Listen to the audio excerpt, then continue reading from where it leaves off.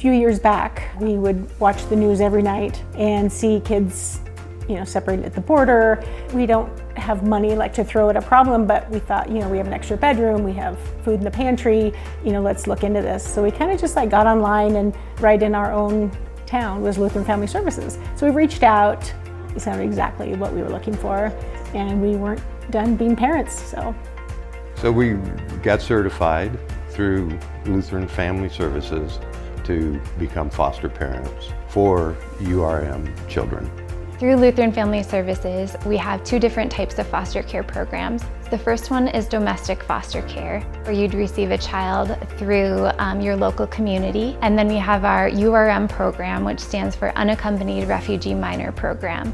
And these youth have come here needing extra support as refugees and are placed in our licensed foster homes. The first time we met our foster son, it was a virtual meeting. And he was very shy at the time. Told him where we lived and showed him kind of pictures that we are out in the country. We do have a lot of animals, and he wanted to come. When the United States was pulling out of Afghanistan, there was a lot of chaos going on, especially around the airport. And his uncle wanted to see what all the noise was. There was explosions and shooting and a lot of chaos. And he said, let's go see what's going on. So we went with his uncle to the airport. There was huge crowds, a lot of chaos, Taliban hitting people with sticks, shooting up into the air, and they got separated. He was wristbanded with a woman and her children and got on an airplane. He came to Michigan for just a couple of months on a military base, and then went to a shelter in New York for about 9 months before we got him. I think he's adjusted tremendously. He's got a lot of friends. He's totally into sports. He loves basketball. At one time, he was on 3 teams. We hit the jackpot with this kiddo. He's great, and definitely a member of our family. Lutheran Family Services does the training. They also provide a lot of assistance. Last year, we had a tutor for him, and Lutheran Family Services provided for that. The Halls are just amazing. We at Lutheran are just so grateful to them for what they've been able to provide for their foster son. And I've just really seen the bond that they've established with their foster son, and just how it has impacted him so much in his life. Overall, it's super rewarding. Lutheran Family Services is really supportive. Anything you need, they'll get it for you. And they'll find the answer.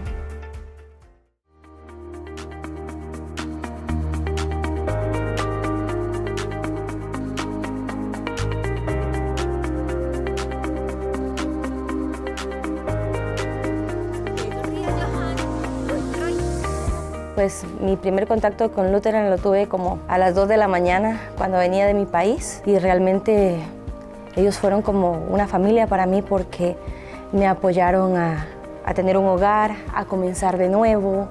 So I first met Esseline probably a year and a half ago. As I talked more with her, I realized how good of a candidate she was for our small business program, because she was actually a journalist in Guatemala. She told me a little about her goals, that she wanted to do photography, that she wanted to get back into journalism. I thought that this program could be a great fit for her because she didn't need a lot of capital to get that going. Me están ayudando a construir mis sueños cada día, y eso es como muy importante para mí. En mi interior, para poder trabajar en lo que realmente me gusta, porque yo aprecio todo el trabajo que he tenido, me ha servido mucho para tener un techo, para tener una comida, pero realmente el poder trabajar en tus sueños es algo maravilloso, es algo especial. Esseline is starting a photography business, specifically specializing in pet photography, taking pictures of people's dogs, cats, whatever else they have that they want to take pictures of.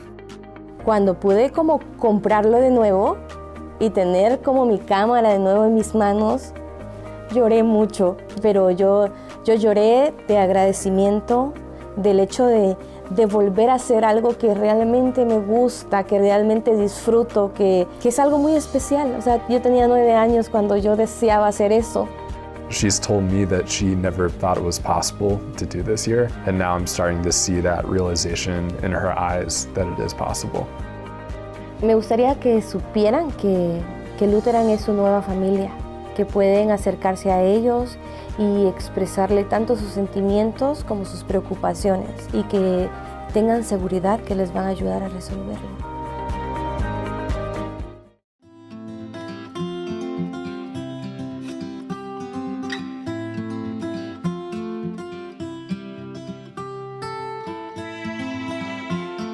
This process started when I was probably 5 years old. God's put this calling on my heart to adopt. That was just my dream. When she was younger, she would always say, "Can't we adopt a kid with Down syndrome or a baby with Down syndrome?" I didn't know, it was such a big desire in her heart until they started going through the process and things. So. And I got married to my husband, Shelby.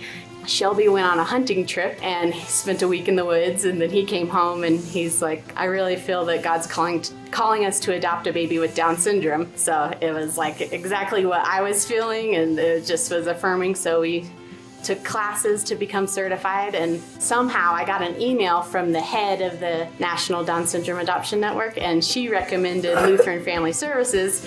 Went with them and got home study approved. And Lutheran Family Services begins with families at the beginning process of training, of home studies, and getting families ready and prepared for children.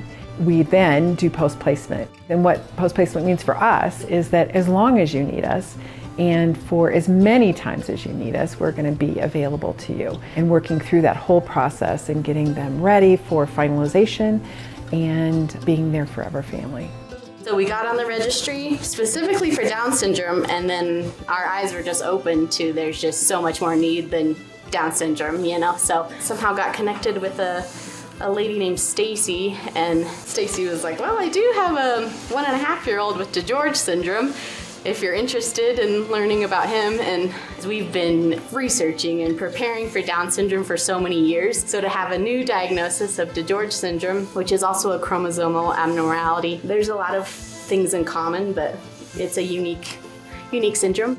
Joshua was in a different state. He was in Nevada, and he had been in the ICU his entire life. Up to that point, he was almost 2. He's just such an incredible kid. It was just very surreal of not feeling worthy to parent this incredible child.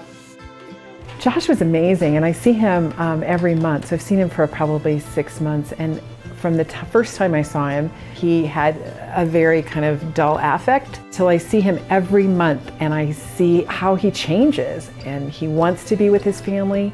He wants to be with people, which is amazing for a child, frankly, whose attachment had to be somewhat delayed and interfered with by not having a family for so long. He loves music. He just loves music. So he dances and he's just always smiling. He's just a different little guy. I always wanted a brother. He just learned how to talk, so he makes cute noises. And he likes to hold hands with you, and he lets you hold him. I'm really thankful for him. Renee has been over the top helpful, and she's going to the hospital and picking up meds for us. Like, she goes out of her way to help us out. We're very blessed to have the community we have. It's just the best thing that's ever happened to us, and this is just life now, and we're so grateful.